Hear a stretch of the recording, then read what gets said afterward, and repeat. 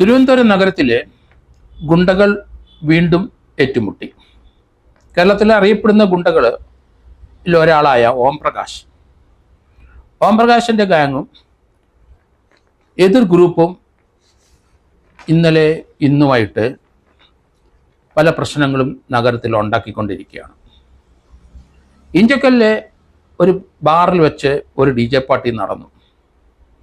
അവിടെ എയർപോർട്ട് ഷാജി എന്ന പഴയ ഒരു ഗുണ്ടയുണ്ട്. അദ്ദേഹത്തിൻ്റെ മകൻ ഡാനി പുതിയ ഗുണ്ടയാണ്.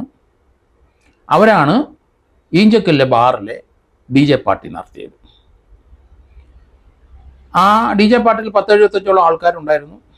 അവിടെ ഈ വിവരം അറിഞ്ഞ് പഴയ എയർപോർട്ട് ഷാജിയുടെ കൂട്ടുകാരനായ ഓംപ്രകാശ് ഇപ്പോൾ രണ്ടുപേരും തെറ്റി നിൽക്കുകയാണ്.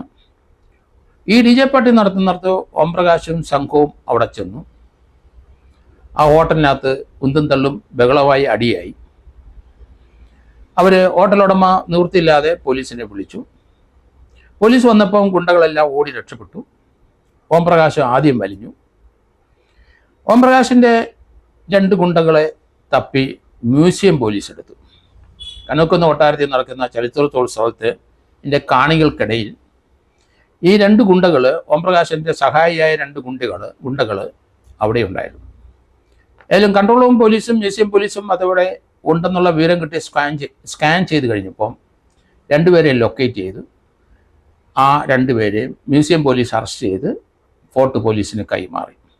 വളരെ നല്ല കാര്യമാണ് മ്യൂസിയം പോലീസ് ചെയ്തത്.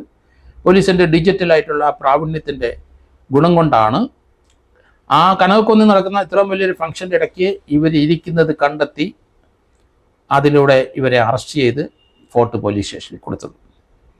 അതുപോലെ തന്നെ ഈ സംഭവത്തെ കഴിഞ്ഞ ദിവസം വഴയില ബാർ, ഒരു പുതിയ ബാറിൻ്റെ ഉദ്ഘാടനം ഉണ്ടായിരുന്നു. വഴയില മെയിൻ റോഡ് സൈഡിലാണ് ആ ബാർ. അതിന് ഉദ്ഘാടനം നിർവഹിക്കാൻ പോയത് പോലീസ് ഉദ്യോഗസ്ഥർ 2 പേരാണ്. 2 സർക്കിൾ ഇൻസ്പെക്ടർമാർ, കുടിയന്മാരാണ് എന്ന് കരുതുന്നു. അവിടെ ചെന്ന് കഴിഞ്ഞപ്പം ഉദ്ഘാടന സ്ഥലത്ത് ഓംപ്രകാശും സംഘവും ഗുണ്ടകളും ഉണ്ട്. ഓംപ്രകാശിനെ കണ്ടൊരു ഓംപ്രകാശുമായിട്ട് ഒരു സർക്കിൾ ഇൻസ്പെക്ടർ ഒന്നിച്ചിരുന്ന് മദ്യപിച്ചു. ഇത് കണ്ട മറ്റൊരു സർക്കിൾ ഇൻസ്പെക്ടർ ഇത് ശരിയല്ല എന്ന് പറഞ്ഞ് ആ സർക്കിൾ ഇൻസ്പെക്ടർ തമ്മിൽ തർക്കമായി. അവർ തമ്മിൽ മദ്യപിച്ച് 2 പേരും അടിയായി.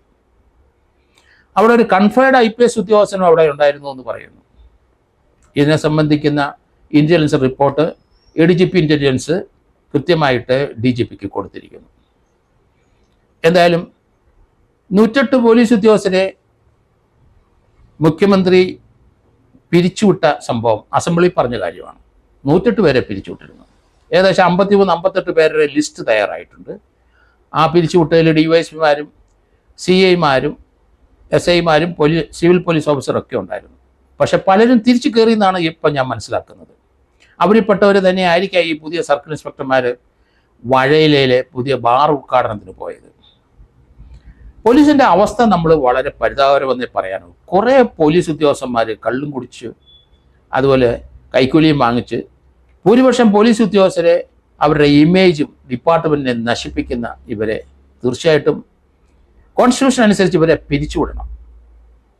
ആ 2 സർക്കിൾ ഇൻസ്പെക്ടർമാരെ, അവിടുത്തെ കൺഫേർഡ് IPS കിട്ടിയ ആ ഉദ്യോഗസ്ഥന്മാർ, എത്ര പോലീസ് ഉദ്യോഗസ്ഥർ അവിടെ വന്നു അത്രയും പേരെയും പിരിച്ചുവിട്ടിട്ട് ഈ പ്രതികളുടെ ഒപ്പം ആ കേസിലെ പ്രതികളാക്കണം. അതുപോലെ തന്നെ ഈ തിരുവല്ലം ഭാഗത്ത് കഴിഞ്ഞ ദിവസം സംഭവം ഉണ്ടായി. അവിടുത്തെ ബാറിലെ അവിടുത്തെ അറിയപ്പെടുന്ന സോജു എന്ന ഗുണ്ടയും വേറൊരു സംഘവും തമ്മിൽ ഏറ്റുമുട്ടി. അതിന് കാരണം പേട്ടയിലുള്ള ഒരാൾ മണ്ണ് കൊണ്ടുപോകുന്ന ലോറി അത് തടഞ്ഞ് ഇവർ 1000 രൂപ വെച്ച് പേർ ലോഡിന് കൊടുക്കണമെന്ന് ഗുണ്ടകൾ പറഞ്ഞു. യഥേഷ്ടം വികരിക്കുകയാണ് തിരുവനന്തപുരം സിറ്റിയിലെ ഗുണ്ടകൾ. അയാൾ പൈസ കൊടുക്കാൻ തയ്യാറായ അയാളെ പിന്നീട് തട്ടിക്കൊണ്ടുപോയി മർദ്ദിച്ച് 1000 രൂപ വെച്ച് ഈടാക്കി എന്നാണ് പറയുന്നത്. അതും അടുത്ത ഈ വഴയിലെ അല്ലെ ഓംപ്രകാശിൻ്റെ പോലെ അത്രയും ഫേമസ് അല്ലെങ്കിലും സോജുവും 10-25 കേസിലെ പ്രതിയായതാണ്.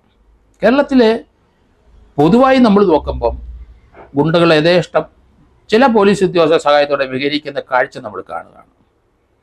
ഇതിനൊരു പരിഹാരവുമില്ല. ഏതായാലും ADGP ഇൻ്റലിജൻസ് കൊടുത്ത റിപ്പോർട്ട് അനുസരിച്ച് DGP നടപടിയെടുക്കുമെന്ന് കരുതുന്നു.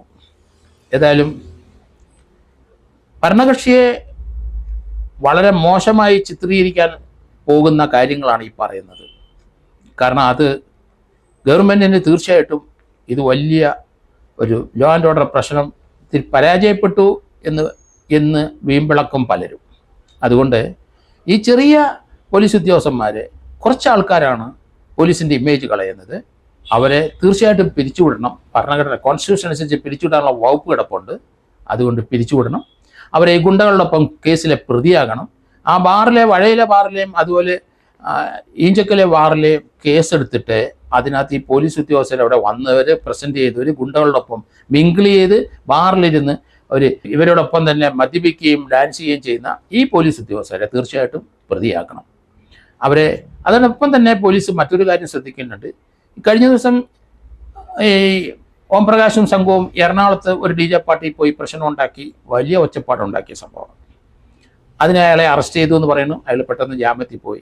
ആരാണ് ഇയാൾക്ക് ഈ ജാമ്യത്തിന് കോടതി വന്ന് ജാമ്യത്തിന് വേണ്ടി വന്ന് നിൽക്കുന്ന ഈ രണ്ട് കഥാപാത്രങ്ങൾ? തീർച്ചയായിട്ടും അവർ ഈ ആൻറ്റി സോഷ്യൽ എലിമെൻറ്റിൻ്റെ ഭാഗമാണ്. അവരെ ജാമ്യം എടുക്കാൻ വരുന്നത് മാതാപിതാക്കളല്ല, ആൻറ്റി സോഷ്യൽ എലിമെൻറ്റ് തന്നെയാണ്. അവരെയും കൂടെ ആ ജാമ്യം എടുക്കുന്നവരെ ഈ കേസിനകത്തെല്ലാം പ്രതിയാക്കി കൊണ്ടുവരണം. അത് ജാമ്യം എടുക്കാനുള്ള അവകാശം നിഷേധിക്കുന്നതല്ല. അവർ വന്നോട്ടെ.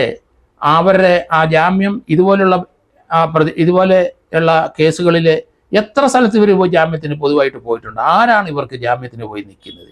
ഏത് സാമൂഹ്യ വിരുദ്ധന്മാരാണ്? ഇങ്ങനെയുള്ള കാര്യങ്ങൾ പോലീസ് ഇനി പരിശോധിക്കണം. കാരണം എനിക്ക് തോന്നുന്നത് ഇപ്പം ഗുണ്ടകൾ ആ വഴയിലും അതുപോലെ തന്നെ ഈഞ്ചക്കിലുമൊക്കെ അവർ പരസ്പരം ഏറ്റുമുട്ടിക്കഴിഞ്ഞു. അതൊരു സീരീസ് ഓഫ് കൊലപാതകത്തിൽ പോകാനുള്ള സാധ്യത കാണുന്നുണ്ട്. ഗുണ്ടകൾ തന്നെ ഏറ്റുമുട്ടി ഗുണ്ടകൾ തന്നെ കൊല്ലപ്പെടാനുള്ള സാധ്യതകൾ വളരെ കൂടുതലാണ്. അത് മനുഷ്യരിൽ സുരക്ഷിതത്വത്തിന് അവരുടെ ജീവന് ഭീഷണി പോലെ തോന്നും. അവർക്ക് സുരക്ഷിതത്വമില്ല. അവർക്ക് ഭരണഘടനയിൽ പറയുന്ന ലോ ആൻഡ് ഓർഡർ പ്രൊട്ടക്ഷൻ കൊടുക്കുന്നില്ല എന്നൊക്കെയുള്ള ആക്ഷേപങ്ങൾ ഗവൺമെൻറ്റിനെതിരായിട്ട് വരുന്നതുകൊണ്ട് അതിശക്തമായ നടപടി എടുക്കാൻ DGPക്ക് നിർദ്ദേശം കൊടുക്കണം. മുഖ്യമന്ത്രി കൊടുത്ത് ഈ പോലീസ് ഉദ്യോഗസ്ഥരെ പിരിച്ചുവിടാനായിട്ട് നിർദാക്ഷിണ്യം പിരിച്ചുവിടുകയും ചെയ്യണം. ആ ബാർ ഉദ്ഘാടനത്തിനും ബാറിൻ്റെ കള്ളു കുടിക്കാനും വന്ന് ആ ഗുണ്ടകളുടെ ഒപ്പം അവർ ഒന്നിച്ചിരുന്ന് മദ്യപിക്കുകയും ചെയ്ത ഇങ്ങനെയുള്ള ഈ പോലീസ് ഉദ്യോഗസ്ഥരെ ഇനി ഒരു തരത്തിലും ഡിപ്പാർട്ട്മെൻറ്റ് കയറ്റരുത്. അതുപോലെ IPS കൺഫർ ചെയ്ത ഉദ്യോഗസ്ഥരെ IPS തിരിച്ചെടുക്കാൻ സെൻട്രൽ ഗവൺമെൻറ്റിൽ തീർച്ചയായിട്ടും അപേക്ഷ കൊടുക്കണം. അതുപോലെ തന്നെ അവരുടെ പെൻഷൻ സ്റ്റോപ്പ് ചെയ്യണം. കാരണം സമൂഹത്തിനെതിരായി ഇപ്പോഴും പ്രവർത്തിക്കുന്ന റിട്ടയർ ചെയ്താലും അല്ലെങ്കിൽ സർവീസുള്ള പോലീസ് ഉദ്യോഗസ്ഥർക്കെതിരായിട്ട് അതിശക്തമായ നടപടി എടുത്തെങ്കിൽ മാത്രമേ നമുക്ക് ലോ ആൻഡ് ഓർഡർ മെയിൻറ്റെയിൻ ചെയ്യാൻ കഴിയുള്ളൂ, ആൾക്കാർക്ക് സുരക്ഷിതത്വം തോന്നുള്ളൂ. ഇവർ ചെയ്ത പ്രവർത്തികൾക്ക് സാക്ഷി പറയാൻ കേരളത്തിൽ ആരെയും കിട്ടില്ല. കാരണം ഓംപ്രകാശനും അതുപോലുള്ള ഗുണ്ടകൾക്കും എതിരായി ഒരു കോടതിയിലും ആരും സാക്ഷി പറയാൻ പോകുന്നില്ല. കാരണം ഭയമാണ് എല്ലാവർക്കും. കൊല്ലും അവരെ. കൊന്ന ചരിത്രങ്ങളുണ്ട്. ഇവിടെ കണ്ണാടി ഷാജി എന്ന് പറയുന്ന ഒരു ഗുണ്ടയെ ഓംപ്രകാശൻ സംഘം കൊന്നിട്ട് അതിനകത്ത് സാക്ഷി പറഞ്ഞ ഒരാൾക്ക് കഴിഞ്ഞ 10-11 വർഷമായി അയാൾക്ക് പോലീസ് സംരക്ഷണം കൊടുത്തുകൊണ്ടിരിക്കുകയാണ്. അയാൾ പല സന്ദർഭത്തിലും കൂലിപ്പണിക്ക് പോകാൻ കഴിയുന്നില്ല. 2 പോലീസുകാർ തോക്കം പിടിച്ചു പുറകെ വരുന്നു. എന്തായാലും ഇതുപോലെയുള്ള സാക്ഷികളെ സംരക്ഷണം കൊടുക്കേണ്ട ബാധ്യത പോലീസിനുണ്ട്. അതുകൊണ്ട് പെർമനൻ്റ് ആയിട്ട് ഇവരെയൊക്കെ ജയിലിലിടാനുള്ള സംവിധാനമുണ്ട്. എത്രയോ കേസ് ഇവരെ ശിക്ഷിപ്പിച്ച് ജയിലിലിടാൻ പറ്റും. അതുകൊണ്ട് ഇനി അവർ വിഹരിക്കരുത് കേരളത്തിൽ. അങ്ങനൊരു തീരുമാനം DGPയും അതുപോലെ ADGPമാരും IG മാരും ഈ സൂപ്പർവൈസർ ഓഫീസർ ഒരു തീരുമാനം എടുത്തിട്ട് അടിയന്തരമായി കൃത്യമായ നടപടിയെടുത്ത് ഈ സാമൂഹ്യ വിരുദ്ധരെ പെർമനൻ്റ് ജയിലിലാക്കാനുള്ള നടപടി സ്വീകരിക്കണമെന്നാണ് എന്നെപ്പോലുള്ളവർ അഭ്യർത്ഥിക്കുന്നത്.